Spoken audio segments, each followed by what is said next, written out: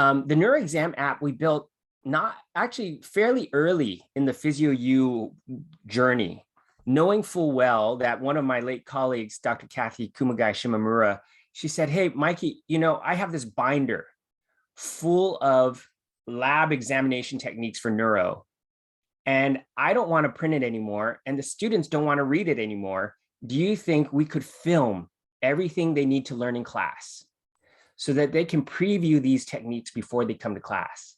So that when we're in class, I could pull up a video, everything set up, and we could watch it in an efficient manner and students could go practice." So I said, "Hey, let's sit down, map it out, and take a look at whether we could do that." And so before I move on, I just want to introduce Mary. So Mary is one of my close friends and colleagues, and has been working closely with us as we've been developing simulations, interprofessional experiences that we've just run a pilot on that went very well with the University of Indiana. And she's NDT certified, PNF certified, LSVT BIG certified, and has been teaching an entry level for over 16 years, particularly in the neuro area. So we're really privileged to have you join us today, Mary. Thank you for being here. I'm happy to be here. Great. So there were a couple of questions that I was thinking about when we built these apps. How do I introduce neuro examination procedures, hence the NeuroExam, in an efficient and long-lasting manner? Could we create multiple exposures for the students to a lot? I mean, there's so many tests. Could we organize them? Could we help them be pre-exposed to it before class? Could they carry that resource with them into the clinic and into their first few years of clinical practice? How do we expand the time of exposure so that they can really attain mastery? So I think that's one of the impetus, one of the reasons why we built this.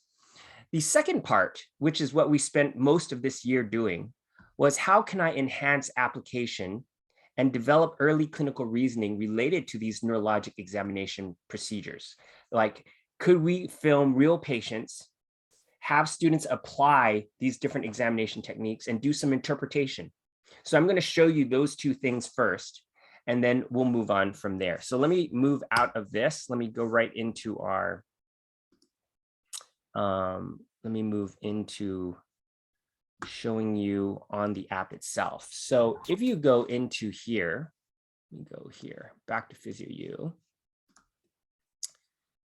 When you log in, you'll see that there's this big collection of apps. So I'm going to close this little sidebar here. Well, actually here, you can actually filter through all of this by using the all apps category. So you can go through and say, I want to just look at the neuro rehab apps.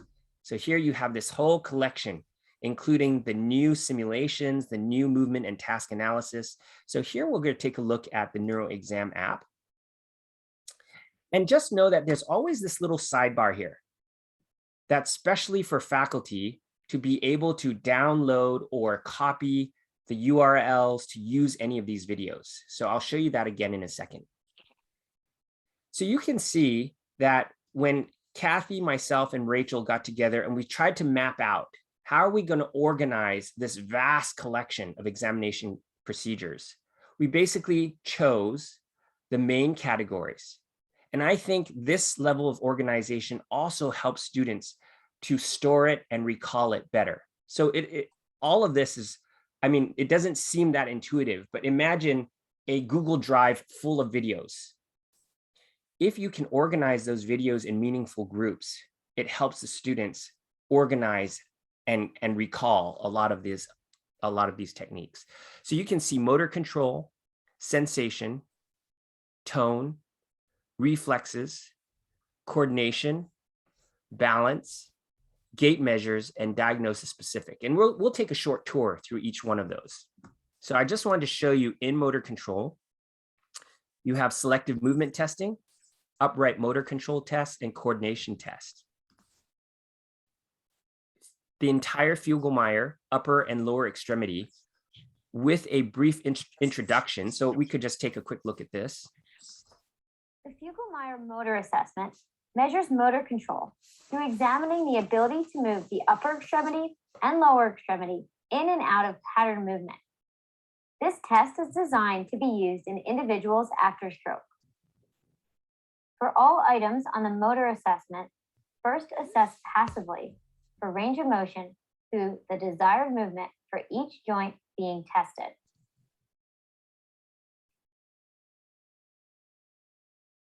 Next, demonstrate the movement that you will ask your patient to perform. Your patient is to first perform the movement with their less involved arm or leg.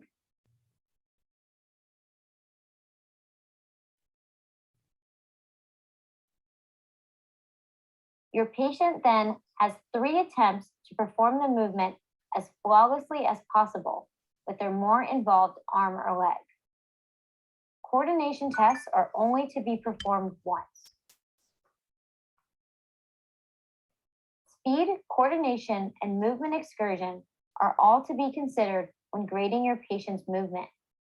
Movement should not be facilitated during this test, but verbal instruction and encouragement is allowed. So you can see we've made a strong effort to provide basic background to these big series of tests. So you'll see a lot of these these introductions, and then you have a lot of these specific videos that the students can watch or you can use to show anytime you need. That's the beauty of it. You can log into PhysioU at any time, pull up a video that you want to show, and it's always there. If we move on, you can see upright motor control. There's the intro. Here's the number of the techniques. Here's coordination test, dysmetria finger to nose, dysmetria heel to shin, heel on shin. Let me move on to sensation. You've got protective sensation, pinprick, temperature. We have cortical polyneuropathy and mononeuropathy with the different assessments. And here with functional sensation, we actually just recently did an update and filmed the touch detection, the 10 test, and then again, these different light touch assessments. To me, this makes life a lot easier because the students always have a great view when you're demonstrating the technique. And it also gives you a platform in which you can add the clinical reasoning on top of the basic technique being performed. You know, lots of times when we're performing a lot of these very small techniques, it's hard to have 35 to 70. We have 74 students crowding around. Here on multiple screens in our lab, everybody has a great view. And they've oftentimes, particularly in my class, have pre-exposed themselves to all of these techniques already. It makes lab move so much faster. Let me move into tone. Here you have muscle tone, different assessments, rigidity assessments. You have spasticity, modified Ashworth, all the different techniques, clonus assessment, upright spasticity assessment. And slowly over time, we are collecting videos of real patients. This is something, Mary, I was going to write an email to you about yesterday. I was thinking about how for many of these more commonly used tests, we'll probably film them on real patients so that you can use them as examples for the students to do interpretation. So I think that might be something we can work on this year. Yeah, I think it's really helpful for students to see what clonus looks like, to see how spasticity might be observed during the assessment as well. Yes, so. Exactly. And I think we have a lot of that already, what we filmed. So we just create the collection and then add it to the NeuroExam app. That's the other benefit of using these apps is we're constantly thinking of new things to add in, and we're always taking feedback. We recently had a professor, Dr. Stokeman from Marquette. She said, hey, here's a little bit of feedback. I thought you should know. We went into the studio and we filmed all of it. So we're just busy updating and make that. This can only get better. You'll always have the best version. So here you see basic reflexes, pathologic reflexes, as well as regular reflexes, or your standard reflexes. Here's your coordination testing. balance measures. So here you can see that there's a large collection. And in some of these, for example, let's take a look at Berg. We filmed not only each individual test, but based on feedback from faculty, we also filmed the entire series done very quickly. In 4 minutes, you could see the entire series done instead of having to just watch each singular video. So you'll see the full test and then each individual test. And I'm just going to take a moment to link us. If you look at, let's say, Timed Up and Go, you'll see that all of this always has the purpose, what you need to set it up, the patient position and the therapist position, the appropriate cues, and how to interpret these scores. So all of it's in one place. The other thing I would say that may be of benefit to you is when you open the sidebar, you can now copy page title with link. By copying page title with link, essentially, if I go, let me go here real quick and show you what I mean. Take any one of your lab handouts or any one of your lectures. When you copy page title with link and you paste, you get the title of the technique. It's hyperlinked directly to the app. So now any of your lab techniques, any of your lab handouts and lectures can take the student directly into PhysioU so that they can view this and practice this. So that is what this feature is for. And if you copy thumbnail image here, if you go back to that document, you can now augment your lab with pictures. So you've got the hyperlink, the title, and the image that goes with the technique. You can do that with every technique in NeuroExam, in all of our apps.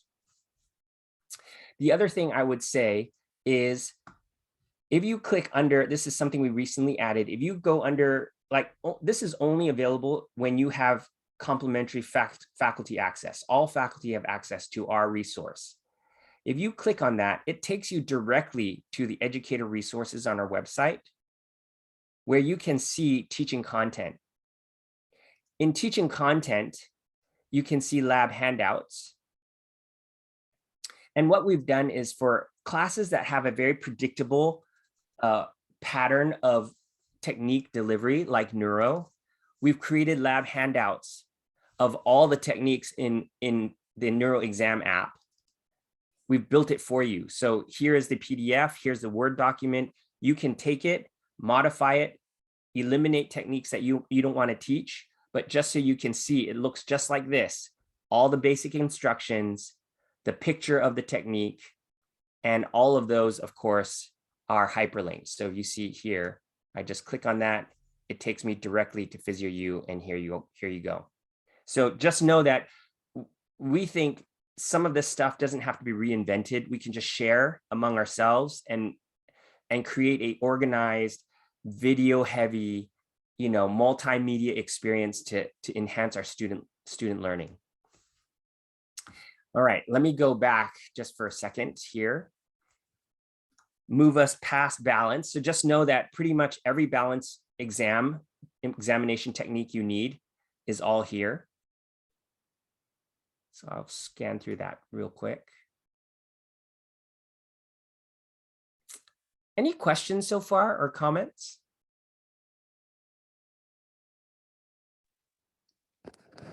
Just an appreciation of the next version of using real patients that you and Mary had mentioned for your filming. Yeah. So yeah, absolutely. Yeah. And the thing is, I mean, like, you're very kind, Mike. I mean, why reinvent the wheel? We're all educators in the same boat, kind of getting this going. So it's great that you have that common resource for everybody. Yep. So you can see Balance has a large collection, more than you'll ever need. And I think that is what makes this resource so powerful. And it really becomes a tool that students can refer back to as they head into the clinic. So that's another major comment from our students. It's so nice to have this resource always with me. I studied with it in class. I have it with me when I'm in the clinic. It helps me to integrate content better. Here's gait measures. So you've got DGI here, FGA, Hi, Matt. All of this has been filmed for you. And finally, I will go to diagnosis specific.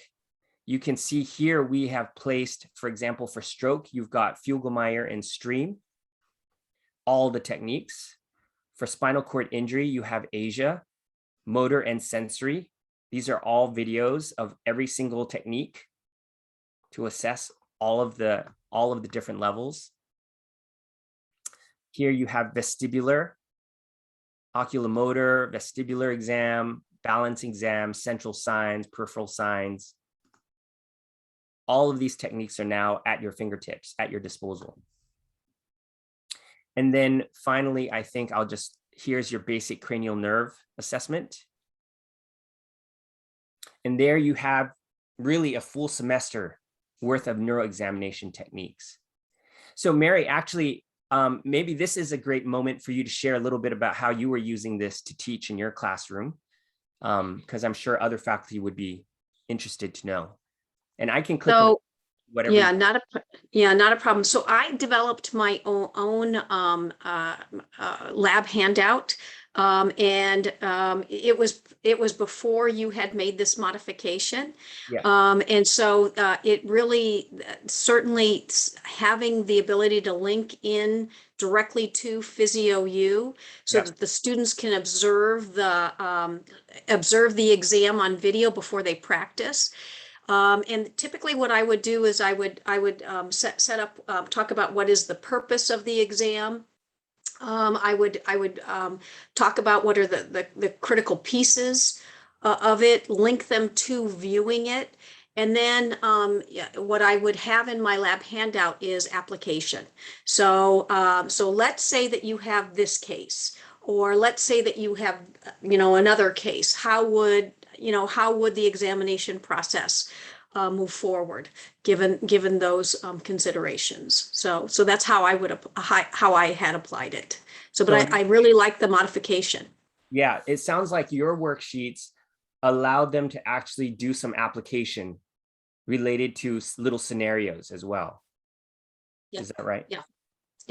Great, perfect. And I think actually this is a good moment for me to add in, before I show you the simulations, because that kind of piggybacks on that, is there anybody who wants to just ask Mary or have any comment so far about NeuroExam?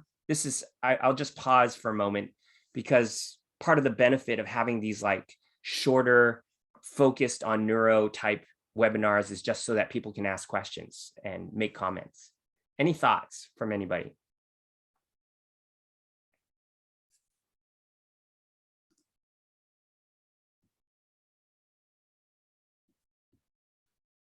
Okay. Yeah, feel free to chime in anytime, guys. Rhonda, do you have any comments? It's really just a compliment. Thank you so much for considering all that you do here. It just seems like it almost feels like I'm cheating or something, that I have access to this without having to recreate the wheel. So I appreciate the app and the benefits that I'll have, especially with teaching my new neuro class for the first time. Thank you. Fantastic. Yeah, I promise you it is literally cheating. Our lives do not have to be that hard. We work way too hard already trying to maintain our clinical specialty, addressing the university's requirements for service, doing our research to hold a job, and make not much more than probably a manager at a fast food chain. I mean, I think what students really need from us is space for us to share our clinical reasoning and our expertise. These apps were never designed to replace the faculty member. These apps were designed to unlock the faculty member so that we aren't busy trying to deliver videos and search for videos on YouTube. It's all here so that you can do the magic of crafting a clinician in the student. That's literally what I do in my classroom. Think about 2 semesters of ortho and all the techniques we have to show. It is a chaotic mess of trying to link to range of motion MMT class, to therapeutic exercises class, a little bit to chronic pain class. It's a mess.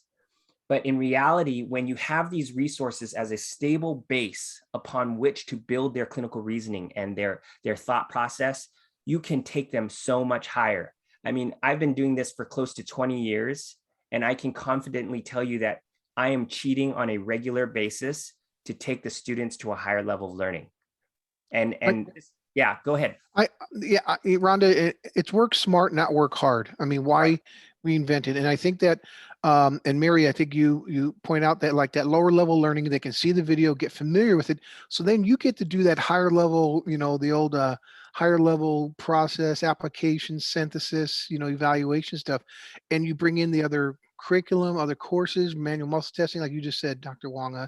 Yeah, I think it just lets you springboard a lot quicker, and the students, I think, retain better too. I think that's the beauty of this as this works. Yep. And as we move forward, you'll actually see clinical examples, because we have those as well in another area. Yeah. That will look at the application process.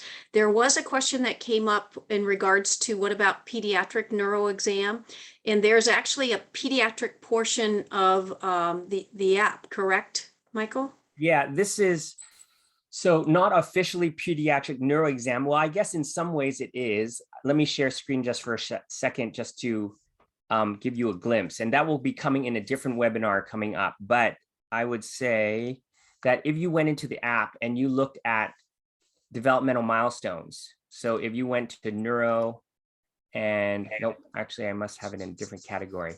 Let me go back to all apps. Here you have developmental milestones. You will be able to observe this child and the first 12 months of his life as the child is changing in various different activities or different positions. And this app also will include the reflexes, the common reflexes. So without getting too far into it, you know, we have case studies for discussion, we have standardized testing. So we have a collection of I mean, these are not the actual instruments, but these are the common instruments that we would expect our students to know about. And it directs the student to purchase the instrument from the official place. But it is a nice quick all-in-one kind of resource for faculty teaching peds. I will also mention that we are currently, like last week, we did our first filming for pediatric interventions. So it's a multidisciplinary approach. So we have OT, PT, and speech showing different types of treatments for different types of impairments. And we are going to categorize all of that into a pediatric interventions app. So that's coming as well. That brings me to, let me take a moment to talk about the Neurosims. This is something Mary has worked really hard on. And I'm so excited about the simulations that PhysioU is building, because students need a place to unpack their knowledge. Because I think knowledge becomes clutter when there's no opportunity to, on a regular basis, apply it, interpret what they're applying, and then store it as a skill that they can now apply in the clinic. So if you think about the Neurosims, the mini sims, okay, so let me define this. We have macro sims and mini sims coming. The mini sims are what you see right now. They're short, they're very focused, they're simulations, so they mimic real life environments, real life scenarios. The macro sims that we're building are much more involved and start from the subjective exam all the way throughout treatment. And that allows a much deeper level of clinical reasoning development, but it's a much heavier time commitment. So let me give you an example of a mini sim. So here's a timed up and go mini sim. The first thing I want to show you is a feature we released this morning, which is a sim is only as useful as a faculty can feel comfortable releasing it into their classroom. So we created a course key. The course key gives you the only faculty are allowed to see this, and it allows you to click through the entire sim. Let me make this a little bit bigger. It allows you to click through the entire sim, look at the questions, look at the answers. How should a patient begin the timed up and go?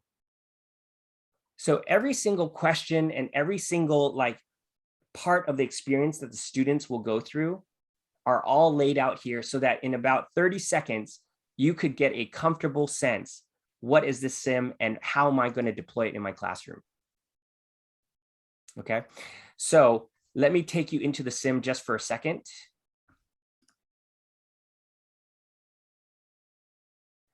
The way we're using sims in ortho and the way that I would invite you to consider using these mini sims in neuro is you pick and choose a sim at the end of balance week for the students to do. When they're done with the sim, so there's always an objective slide, there's an overview slide. This takes about 15 minutes. And here's your patient, Asia D, spinal cord injury, 65-year-old male.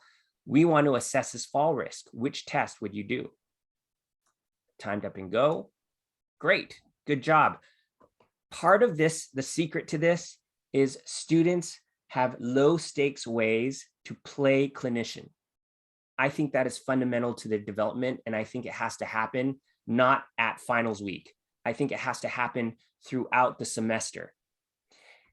They get their little endorphin rush, their little dopamine hit by using the knowledge and making it their own. So how am I going to set up the timed up and go? I'm going to use a 3-meter path with a chair and a marker. Where should the patient be? Seated with back against the chair. When should the therapist start the test? So I'm going to just choose one of these. And then the cool part. All right, so what you're going to do is when I say ready, set, go, you're going to stand up using the walker. You're going to come around this yellow piece, the blue piece of tape. You're going to turn around that tape, come back to the chair and take a seat. Okay. All right. So ready, set, go. So I start the timer.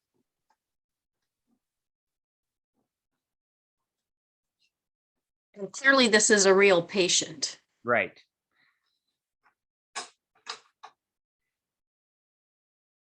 So when the student finishes the test, they hit stop, they take the reading, and now we are going to ask them, what did you get? So it can't get any more real than that.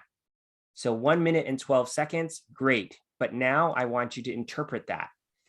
Given the patient's time, what recommendation would you give him?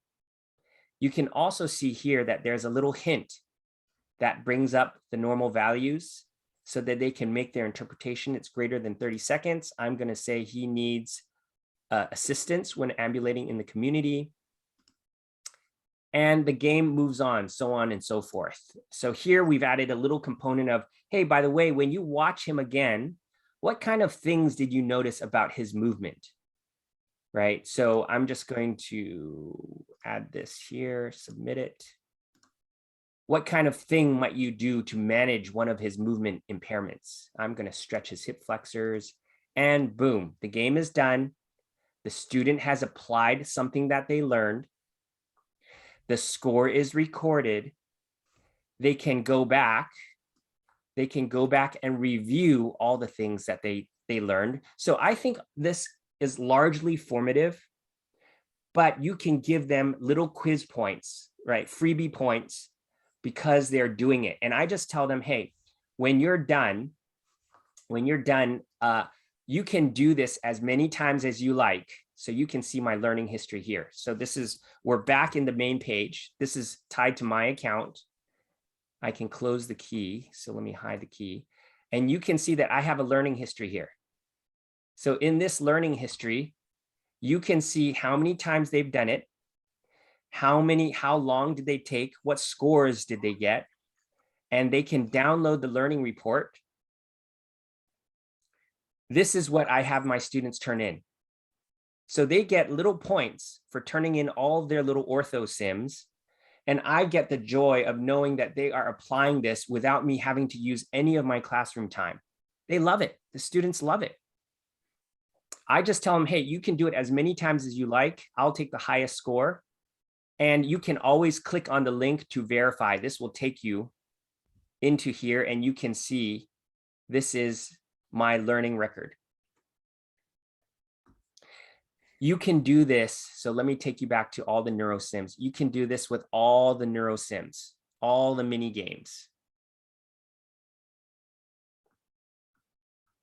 Okay, so I'm just adding this little component in for you to think about how you can all of a sudden make your classroom interactive, develop clinical reasoning. You now have a key for every single sim. You can change the way students learn today with PhysioU. Any comments or questions before I move on to talking about actually Mary's the new task analysis, movement analysis app? Any comments or questions? I just have a quick question for you. This is wonderful. Thank you so much. We used a lot of this information last year, but a lot of this new stuff wasn't available. So I'm excited to use it.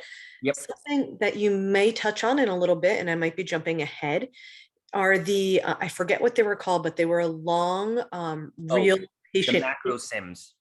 Yeah. Are those videos going to be available again this year? What do you mean by videos? I can't remember exactly what they were called off the top of my head, but they were real patients. They were longer videos. Showed a full assessment. It brought us to like another website. Right. Yeah, that is actually the January webinar on neuro rehab, and all of that's still there. So Okay, let me just take you there real quick, just so that everybody knows what you're mentioning. Yeah, that professor is the one building the macro sims. I mean, Sarah is amazing. And that is here under the neuromuscular rehab app, where not only do you have a full evaluation, so the students can observe a full neuro eval with a built-in interactive quiz. So students can kind of get quizzed while they're learning. Sarah uses this as part of her first week of class, where students are just exposed to what a neuro eval looks like. So that all of this is here. So that's the real patients. And in her library as well, you'll see that there's a bunch of case studies. All of these are real patients that you can basically utilize different parts. I mean, she knows exactly how she uses these videos. What I've asked her to do is try to write up. So you can see I've asked her to write up student questions and information so that faculty can better use these videos. But all of these are still here.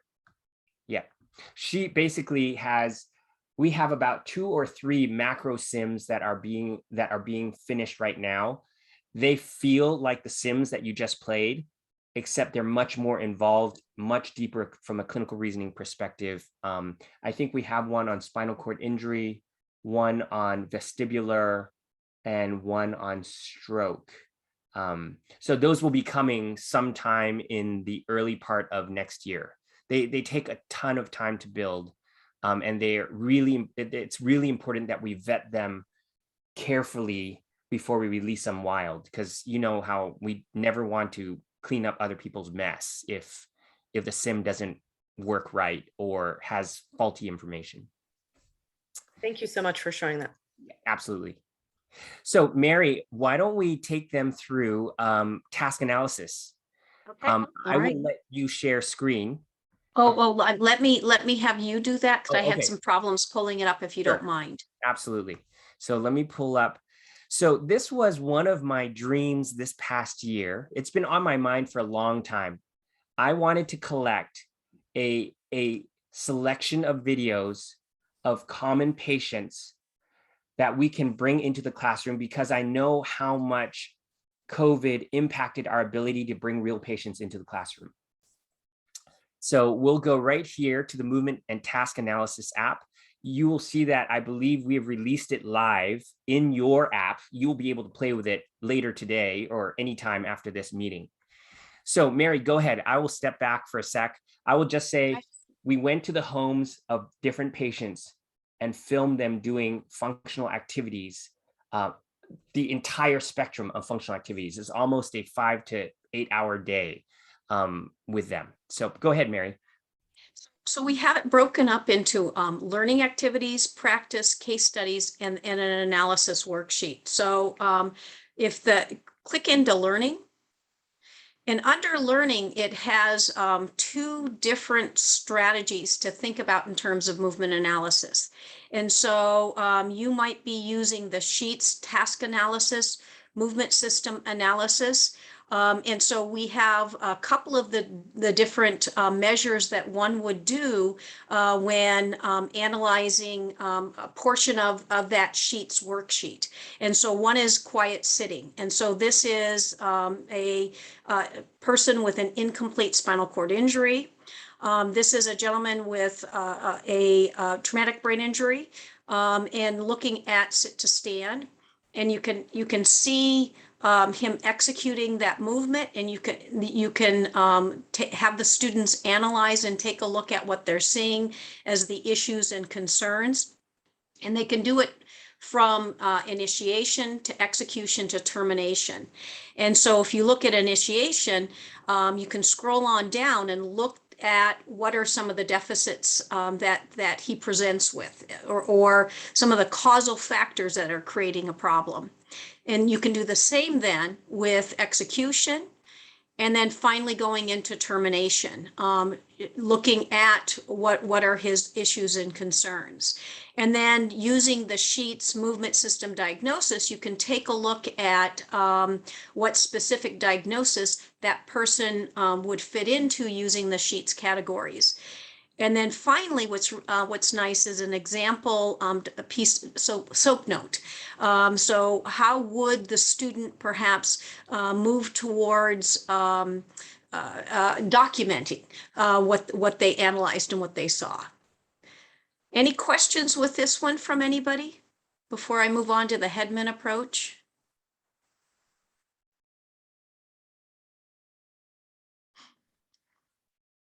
Okay, so Headman, we have it broken down into several different movements. So getting out of bed, toileting, bringing food to mouth. And so this would be in Headman's approach, she looks at initial condition, preparation, initiation, execution, termination. And so it's basically looking at the issue and concern of stand to sit, including clothing management. And so the students can analyze and look at the efficacy of how that individual is performing the task, and then look under each of the different areas. So at initiation, what is the student looking at and seeing? What about preparation? So they can scroll on down, okay, and look at the preparation phase, and then initiation. And then the initiation just covers that initiation of that stand to sit movement. Execution would be midway into that movement sequence. And then termination would be that ending posture position. And then looking at center of mass, base support, and the implications. And then finally in documentation, how would you look at and examine this from a SOAP note perspective? And so it includes, all the different components that would be important. Any questions with this one, with the Headman approach?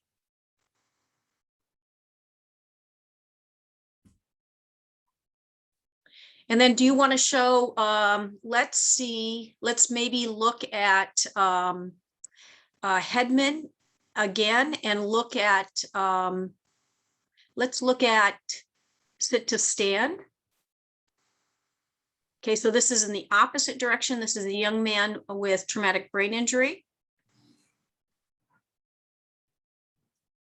So you can see that although he is doing the movement on his own, the movement is not flawless. His base support is quite wide. You see a positive support response because his base support shifts posterior when he comes up into that termination stage. And so the students can begin to look at and hypothesize what are some of the things that are causing his movement problems, and that will help them to understand where they need to do either training or to, if there's a strength decrement, what is it that needs to be strengthened? If there's a range decrement, Maybe he doesn't have enough dorsiflexion, and that's the reason why he can't slide his feet underneath him a little bit more. Then they can target the interventions that are going to be specific to that patient's concern. So, and there's a little video clip for each of those different sections. And the students could look at that video repeatedly so that they really get an appreciation of the issues and concerns. And Mary, I think we purposely, for the learning phase, we purposely chose a few key tasks that had everything written out for the students so that they could model after what an expert would do, what an expert would say or see, and how they would document it. That moves you then to the practice section. So go ahead, Mary, and maybe talk a little bit about that. Yeah, so then now in practice, they can go ahead and begin to develop that same information. And so you might want them to do it from a Sheets perspective or from a Headman's perspective, or both. Yep, let me see. And so we have a variety of different movements from dressing, variety of different conditions. So looking at all sorts of different things. So grooming, eating. You got a grooming. Brushing their hair, washing their face, applying makeup. So if you are doing a co-treatment with PT and OT, this would be good application in terms of that process as well. Yeah. These are little glitches that we'll fix right after the meeting, but we've basically created these different types of videos, and we'll just have to double check that. But you'll see that there is collections of videos of these common different movements that students can now use to practice. And here below, there is the key questions that they need to answer, or they can actually click in and view the worksheet that they can download or print and then fill out.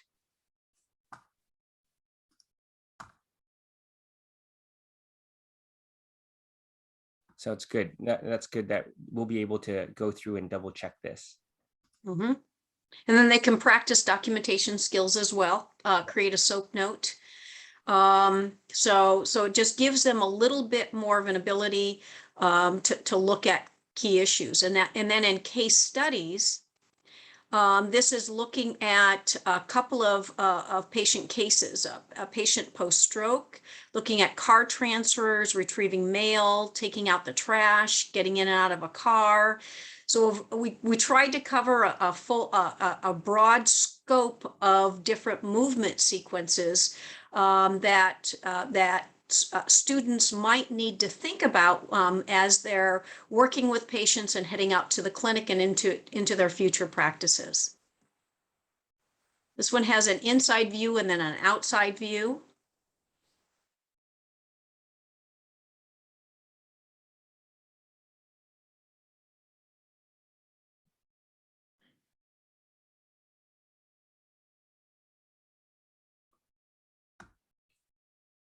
And they can, again, do the same thing in terms of analyzing that movement sequence.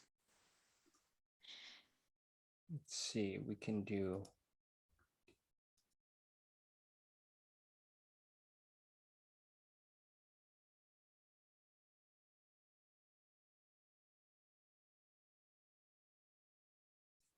So you can see we tried to film many aspects of common daily function. You have John here descending the stairs, getting in and out of the car, mowing the lawn.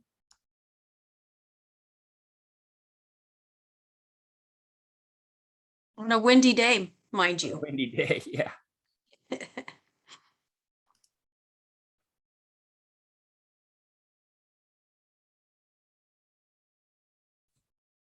And all of these are now available, the entire collection available for you to pick and choose from, so that students will have an easy way to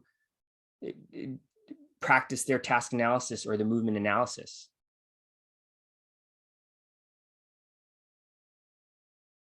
So the case studies are primarily built around, right, trying to give different glimpses of cardiopulmonary patients, neuro patients, orthopedic patients, and take a look at how their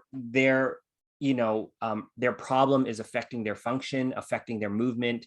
And it really, this is not just a neuro thing. It really is what we're trying to create as movement specialists for our students. So I think we purposely chose to have some neuro patients, some ortho patients, some cardiopulmonary patients. Anything else you want to mention, Mary, before we open it up for questions? We also, at the very bottom, we have another link to the analysis worksheet, so that it's they can retrieve it very easily too. Yep. So there's the worksheet. Mhm. So Mary, how would you use this in your classroom? So with movement and with the movement analysis, I would have the students preview the learning piece before the lab session. And then in lab, I'd have them complete an additional movement analysis from the practice piece. And then I think you could also create a homework assignment where you could have them turn in as one of their homework assignments an analysis of one of the cases. So it would take it from pre-lab preparation, pre-class preparation to within lab execution and practice to a homework assignment to ensure that they're proficient in terms of the analysis. And I think during the COVID situation, one of the frustrations that a lot of faculty have had is, normally we commonly bring patients into the into the lab or students out to the clinic so that they get a chance to work directly with patients. And with the COVID situation, there's been a real damper in terms of that capability. And so this then provides faculty with an ability to create more real world types of movement deficits that students really do benefit from having that experience. So instead of just reading a case study, a paper case, I think the videos really hammer it home is what I think. So. And in each of these cases, you can see that we have a history write-up that helps to set the stage, which I think is really important as we view the patient as a whole person. And so that sets the stage, and then they can go in. What you could potentially do, for example, is you go, let's say, to Charmaine, and you put into your syllabus during this week, I'm going to copy page title with link. You go right here and you just copy and paste that into your syllabus. Please complete the analysis and turn in the analysis for Charmaine. They can click on that and it immediately takes them to that page for their homework. So that is one very simple way to now turn your classroom into something that has this deep interactive analysis experience. Let's take some questions. Are there any comments or thoughts? I mean, we are just releasing the app. A lot of the little videos that aren't playing quite right, those will be fixed probably within the next week. But I just wanted to get some of your feedback. This is something that both Mary and I have been very interested in, getting feedback from faculty related to this particular resource. Please feel free to unmute yourself. And this is really the end of the presentation. I just wanted to see if any of you had comments. Josh? Yeah, I do. I have a comment, but it's more related to the outcome measurements and recommendations, like assessment kind of tools that we were looking at. Yeah. There's a lot of tools and outcome measurements that we can use. Have you brought in like the stroke edge recommendations and multiple sclerosis edge and TBI edge recommendations for like concentrating on what is entry level for our students to know from the Academy of Neurology. Yeah, I'm familiar with it. I don't know if we have links specifically created a slide regarding that. We have links to it in the NeuroReason Yeah, we do. under Outcome Measures Toolbox. Well, no, actually, it's not Outcome Measure Toolbox. I think it might be under here. Good. Yeah, So, yeah, that's it. That's it. yeah, so I just think that it's probably important for our students to know when they're, because they get overwhelmed by all of the number of resources that they are or outcome measures that they use for assessment. And this task force really identified like or delineated what is considered to be, I would say, entry level for our students to know, and some of the most important outcome measurements for all of these different diagnoses. And I think it's probably maybe, I think for me at least, I'm going to highlight those based on their recommendations on what they've said. And so if you go to each of those sections, they'll have outcome measures that are identified as like, what do they need to know? What do they need to be exposed to and be able to perform versus another? So for me, when I'm using your tools or resources, maybe in the future here, we just got done with our neuro stuff in the fall here, then I help with that neuro lab. But really, I would, you know, I will highlight what they have recommended as like, what we should use. And I think that's a really good point. We were quite comprehensive in the app itself, and there's probably more there than needs to be there. But ultimately, I think the faculty member will be able to kind of cage in or frame what the student should be exposed to and hold them accountable for learning that and applying that. You can see NeuroExam largely as the comprehensive library, and then that certainly can be narrowed down based on these types of documents that are driving what should be taught in entry level. Yeah, I agree. And so I just feel like when I talk to students after they've been out in the clinic, that sometimes they're overwhelmed. They don't know which tools to use that we've taught them and those kind of things. And I thought that the ANPT did a great job of kind of delineating like, okay, these are what students should be exposed to. These are what they should know how to do. And so for me, I tried really to make sure I highlighted some of those measurement tools and outcome measures much more than I did some of the other ones that maybe we have been using in the past, but based just on that recommendation from that group of experts. And so I really tried to do that a little better than I have in the past. And so I think it's helpful. Yeah, that's a very good point. It would be very interesting if we could actually highlight within the app itself any of these techniques that are part of those documents, you know?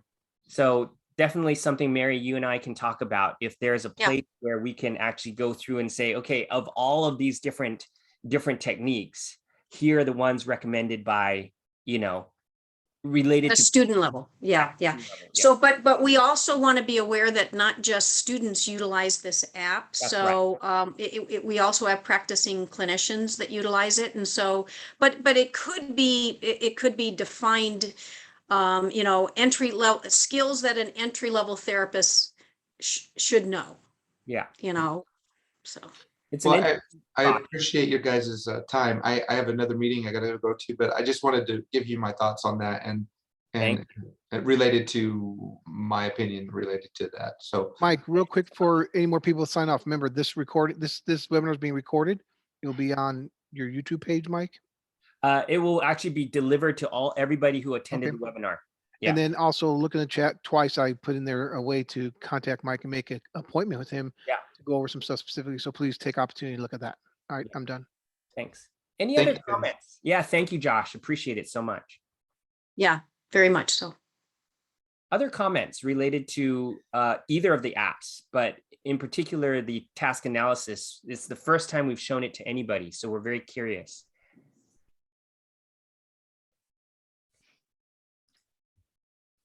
Hi, yeah, I have a comment. One of my other coworkers is on and we're already talking about how we can utilize it. So we already have our first lab plan now with some of the things that you've shown us. So, so thanks for that. Do you have similar updates like this with the ortho and the cardiopulm sections as well? And do you do presentations like this? Just thinking of my other coworkers in the different sections. Yeah, absolutely. So if you, let me just show you real quick. If you go to the website or you click on, so let me go to the website real quick. Here under educator faculty resources, there's a list of webinars and we're about to put out the next list for the rest of, well, there'll be more. Essentially most Fridays of the year, I take a deep dive into each of these topics. So yes, ortho has an amazing set of sims that are coming, and of course has a very robust set of apps tied to it, and then developmental milestones. So we did cardiopulm a couple of weeks ago. Actually, it was last week, but these are recurring, and all of these, technically, if a faculty member is just interested in getting a 5-minute self-guided tour, they can choose any particular app and learn about lines and tubes and cardiopulmonary rehab. There's the 5-minute version. There is the webinars that you can go to. So there's lots of different ways that faculty can reach out. Yeah, so faculty resources is the place to go to check what are the next set of webinars. I would add in one other thing is that a lot of these webinars, I have recorded them and made them available. So if you're talking about, hey, acute care, lines and tubes, cardiopulm, acute care simulations, there is a webinar that's available that you could just watch, or you can just come to these typically 30-minute Fridays. We just made this one longer because of the new app. Jillian, what did you think? What were you guys thinking about for your lab? Well, we were just thinking, because now, back and forth with COVID and, we had short labs last year and then, 8 students at a time kind of thing. And now we're back together and we have our, 6 hours a week of neuro labs. So we were just thinking of using at least that first simulate of taking those cases and having the students in groups look and analyze the patients, write up a SOAP note, come up with interventions, just to kind of get them thinking along those lines for that initial classwork.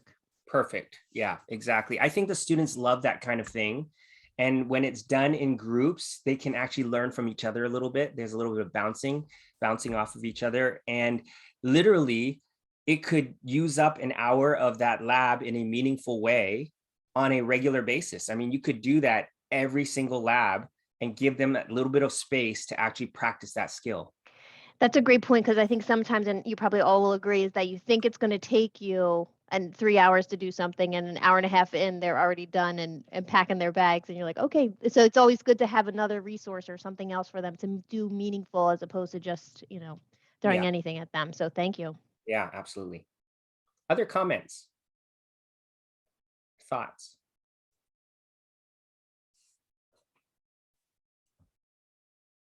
Yeah, thank you, Erica, for your comment.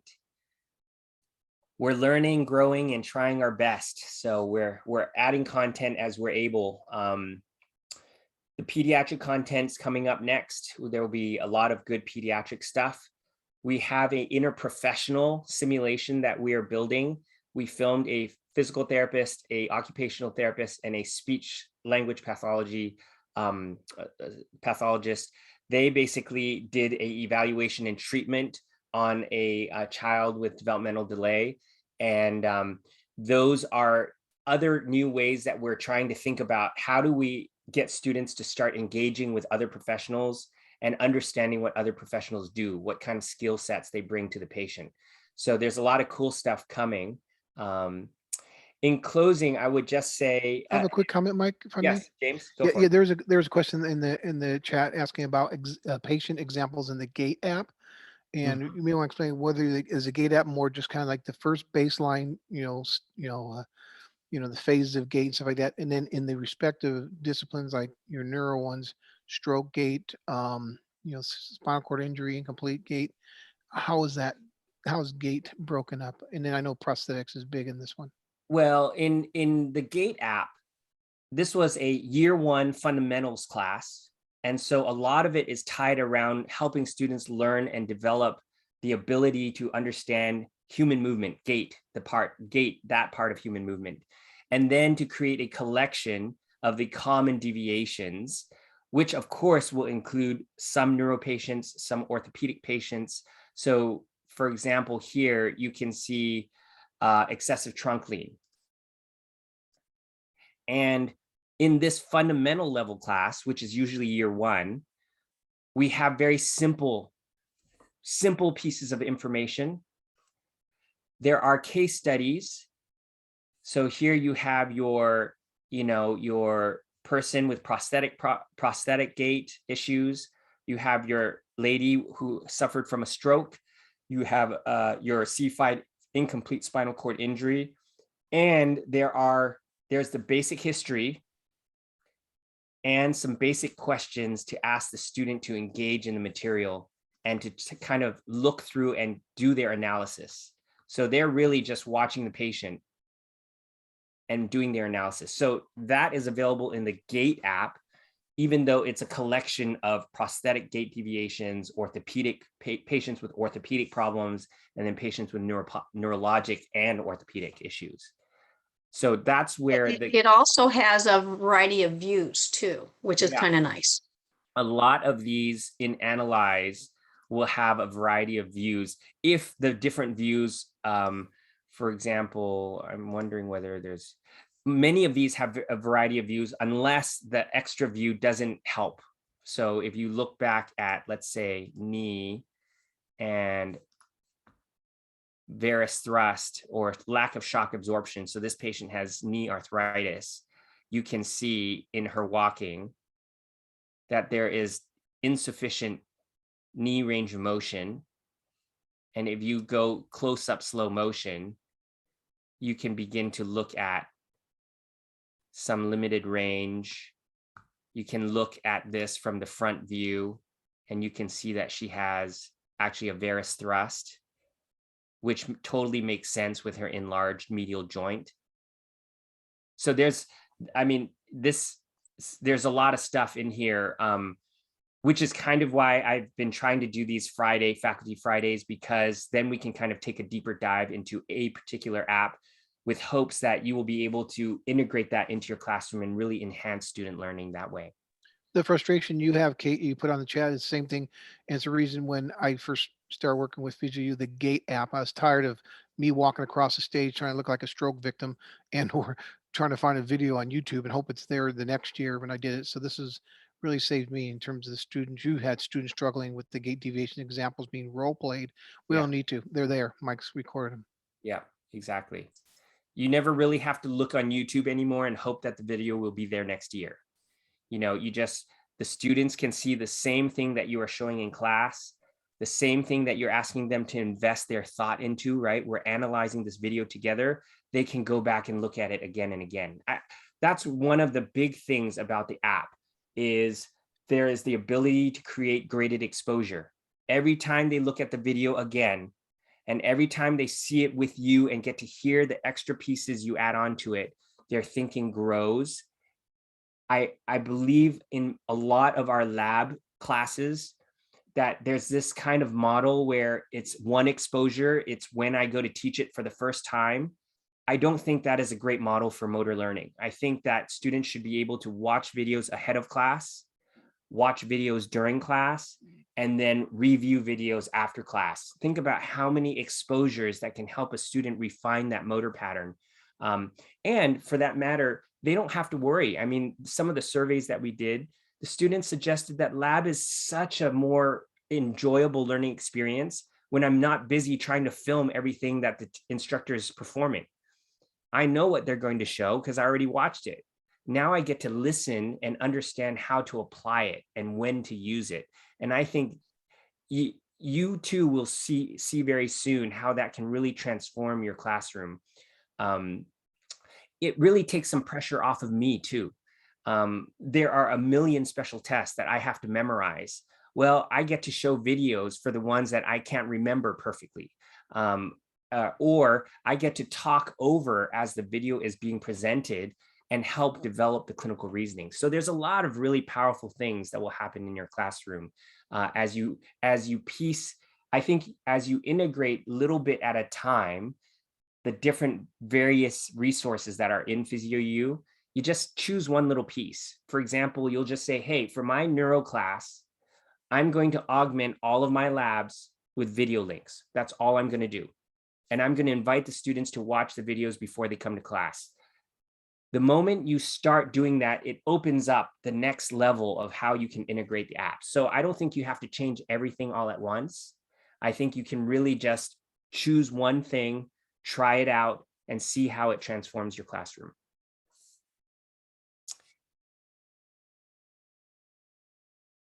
Oh, so the task analysis app have some PEDS case studies. That would be great. So Leah, do you mind mentioning, could you give me a little bit of insight as to what kind of things you'd want to see? I mean, we are bringing in children into the studio. So what kind of things would you like to see? Hi, good evening. Hi. I don't know where you are based, but where I am, it's night. Oh, okay, good evening. Yes, where are you from? I come from Cyprus, somewhere long away in Mediterranean. So, yes. So you're talking about tasks that a child does. Is that right? Yes. Could you give me some examples of that? For example, let's say a child with cerebral palsy that could be a walking child or even a younger child that could be crawling on the floor and coming into standing. Mm-hmm. So this kind of analysis, the problem with the pediatric population is that it's very difficult to find cases on internet. For adults, you can find more, but I guess due to the sensitive age, yes, you don't find so many videos for case studies. So this is an excellent app, and I was wondering if a few case studies can be added on the task analysis app. You might already have under the Developmental Milestones app. I don't know if you can see the screen, but under yes, I can. Yeah, under observe case studies, we have a bunch of different babies doing different things. So it might already be that a lot of what you're looking for is available here. And then we are adding videos of patients. I mean, it is, as you would expect, it's quite a sensitive topic to ask parents with children who have this kind of issue. And there's also the issue eventually that may come up that a child will say, hey, I'm an adult now, and that's my video, right? So there's all of these, these different things, but we have all of these, of course, have waivers. And there are a lot of these different types of videos that I think you could potentially be looking at and using. Okay, thank you very much. Yeah, absolutely. Other comments?